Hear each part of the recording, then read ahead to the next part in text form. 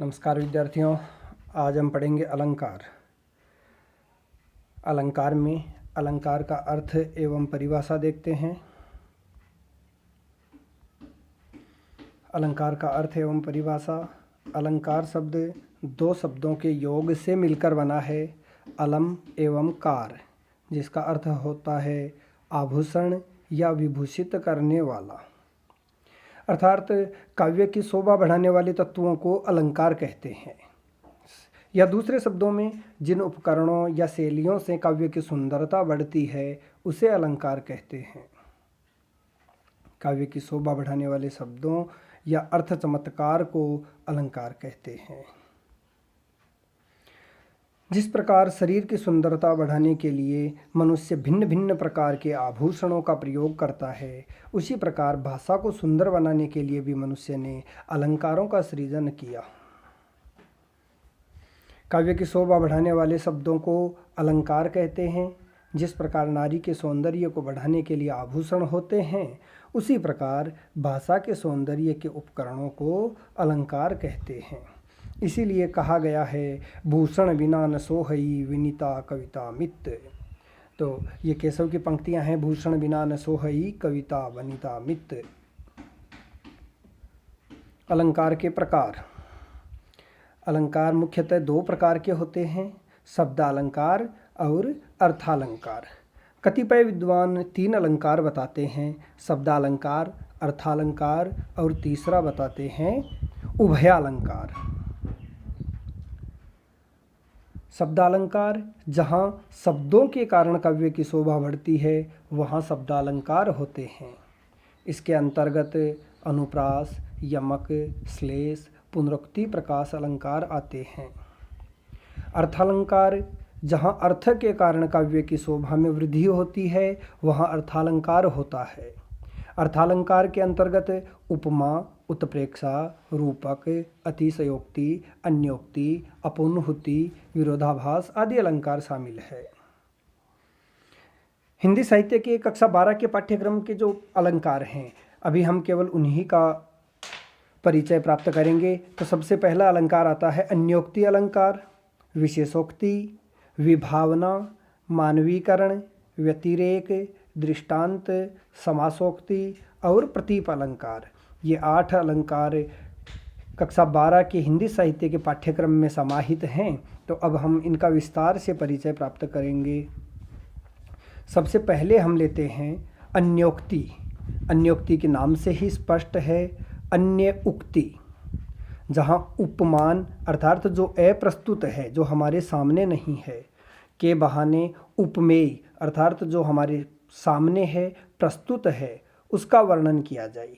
यानी उपमान के बहाने उपमेय का वर्णन किया जाए या कोई बात सीधे न कहकर किसी के सहारे से कही जाए, वहाँ अन्योक्ति अलंकार होता है। अन्योक्ति अलंकार को अप्रस्तुत प्रशंसा अलंकार भी कहते हैं। अन्योक्ति का ही दूसरा नाम क्या है? अप्रस्तुत प्रशंसा अलंकार। समासोक्ति का उल्टा होता है। समासोक्ति का उल्टा है, इसमें क्या होता है? अप्रस्तुत के माध्यम से प्रस्तुत का वर्णन किया जाता है। जैसे एक बिहारी जी का उदाहरण लेते हैं, नहीं पराग नहीं मधुर मधु नहीं विकास इहीं काल, अली कली ही सो बिंध्यो आगे कौन हवाल। ये बिहारी लाल जी की पंक्तियां हैं। यहाँ भ्रमर और कली का प्रसंग अप्रस्तुत विधान के रूप में है, अर्थात हमारे सामने न भ्रमर है और न कली है, दोनों ही अप्रस्तुत हैं, अर्थात दोनों ही उपमान हैं। इनके माध्यम से राजा जयसिंह को सचेत किया गया है। इसी प्रकार एक उदाहरण देखते हैं, माली आवत देख कर कलियन करी पुकार, फूले फूले चुन लिए काल ही हमारी बार।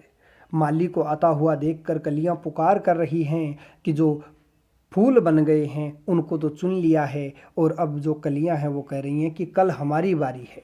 यहाँ पर फूल, कलियां, ये जो प्रस्तुत हैं, इनके बहाने से अप्रस्तुत अर्थात ईश्वर आत्मा परमात्मा का वर्णन किया गया है और संसार की नश्वरता का वर्णन किया गया है कि जो फूल बन गए हैं अर्थात जो पक गए हैं, वृद्ध हो गए हैं, उनका अब जाना तय है और कल हमारी भी बारी आएगी। अगला अलंकार है विशेषोक्ति अलंकार। काव्य में जहाँ कारण होने पर भी कार्य नहीं होता वहाँ विशेषोक्ति अलंकार होता है। विशेषोक्ति यानी विशेष उक्ति। विशेषोक्ति के नाम से ही हम समझ जाएंगे कि विशेष उक्ति है, यानी कारण होने पर भी, कारण उपलब्ध है फिर भी कार्य नहीं हो रहा है, तो वहाँ कौन सा अलंकार हो गया? विशेषोक्ति अलंकार।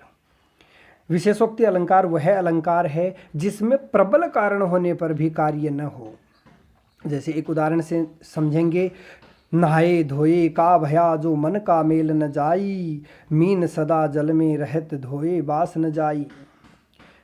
मछली सदैव जल में भी रहती है फिर भी धोने पर भी उसकी बास या बदबू है, दुर्गंध है, वह नहीं जाती है। तो यहाँ पर कारण है फिर भी कार्य नहीं हो रहा है।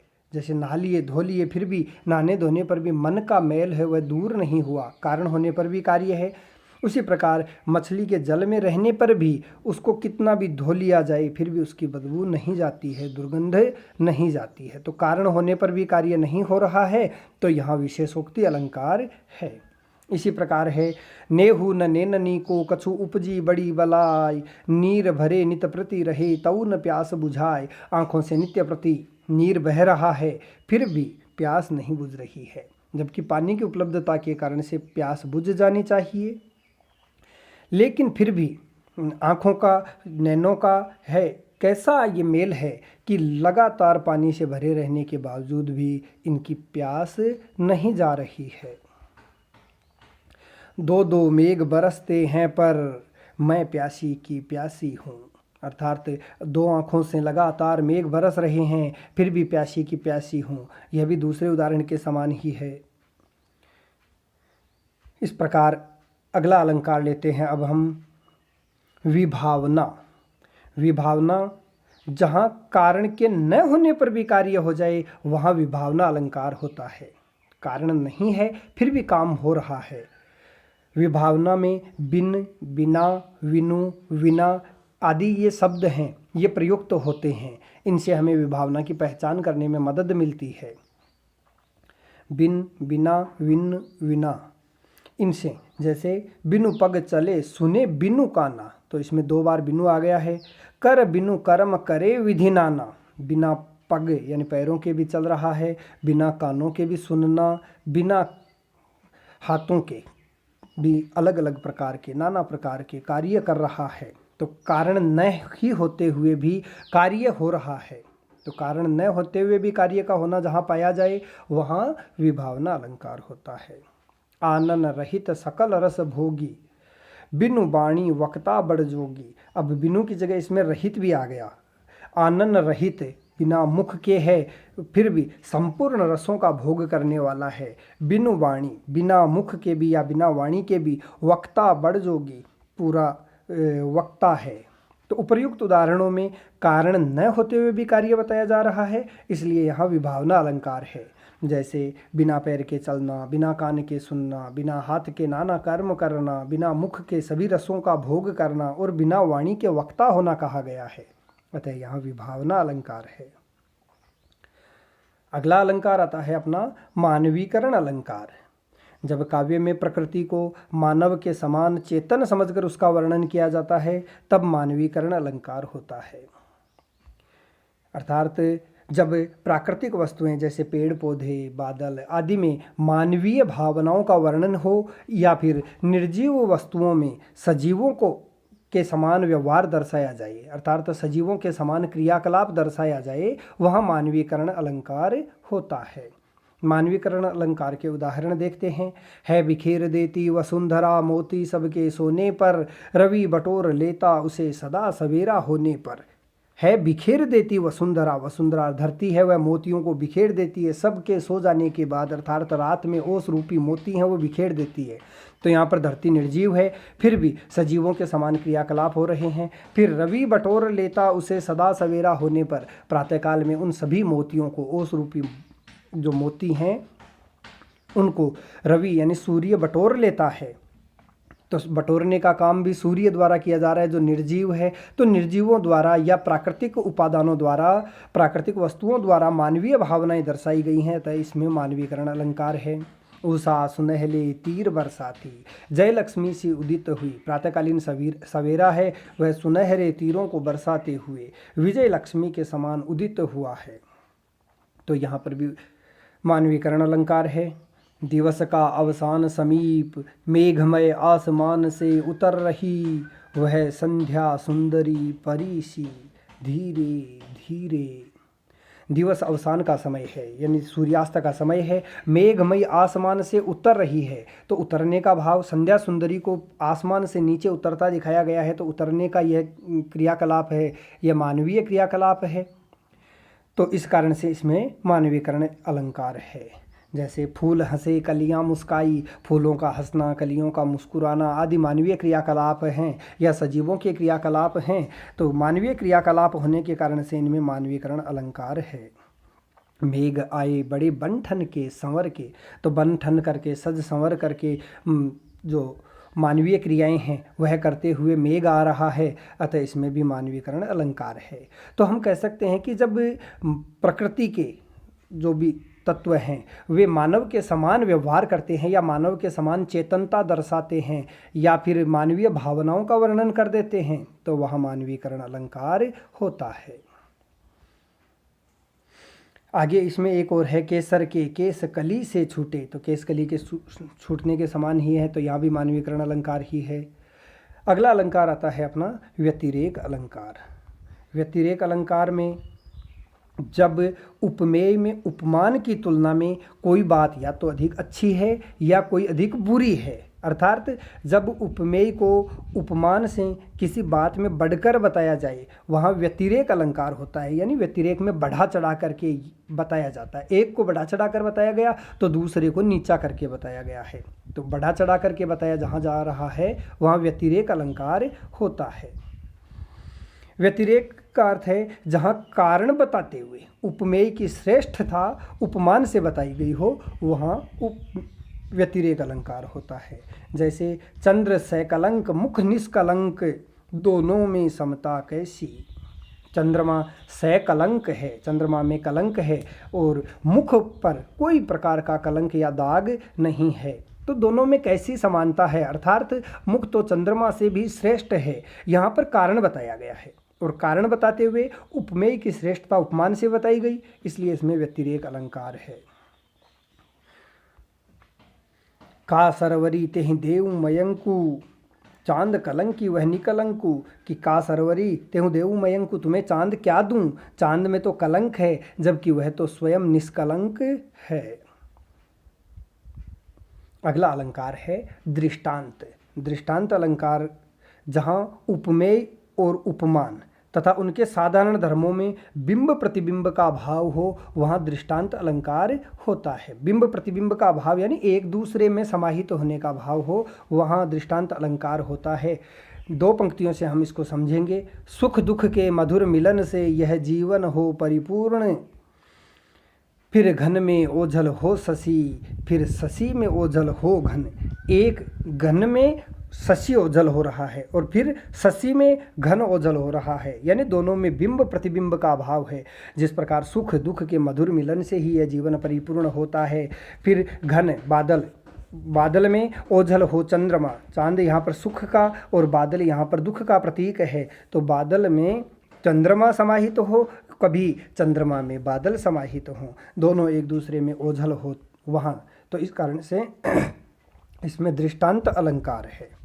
यहाँ सुख दुख और शशि तथा घन में बिंब प्रतिबिंब का भाव है। उपमेय उपमान में बिंब प्रतिबिंब का भाव हो तो दृष्टांत अलंकार होता है। भाव साम्य यानी दो पंक्तियां हैं, दोनों में भाव एक जैसे ही होते हैं, यानी एक ही आशय की दो भिन्न अभिव्यक्तियां होती हैं, तो उसे भाव साम्य कहा जाता है। एक और उदाहरण से हम समझते हैं, उसका मुख निसर्ग सुंदर है। उसका मुख निसर्ग सुंदर है, निसर्ग यानी नैसर्गिक रूप से या प्राकृतिक रूप से उसका मुख सुंदर है।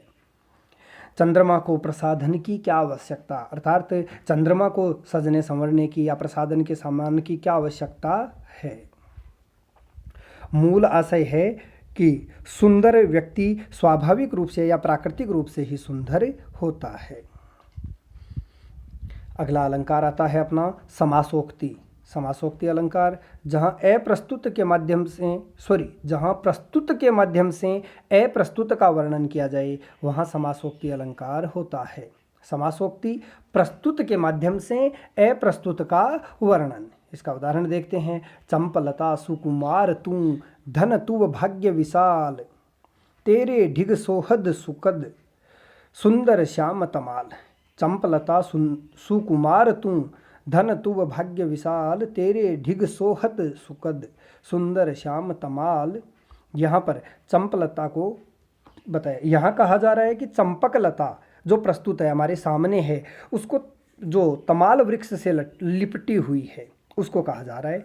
यहाँ चंपकलता से क्या कहा जा रहा है? चंपकलता तू बड़ी कोमल है, तू धन्य है और तू बड़ी भाग्यशालिनी है, जो तेरे समीप सुखद सुंदर श्याम रंग के तमाल वृक्ष शोभा पा रहे हैं।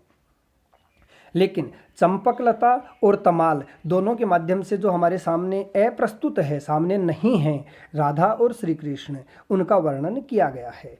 तो प्रस्तुत के माध्यम से अप्रस्तुत का वर्णन जहाँ किया जाए वहाँ समासोक्ति अलंकार होता है।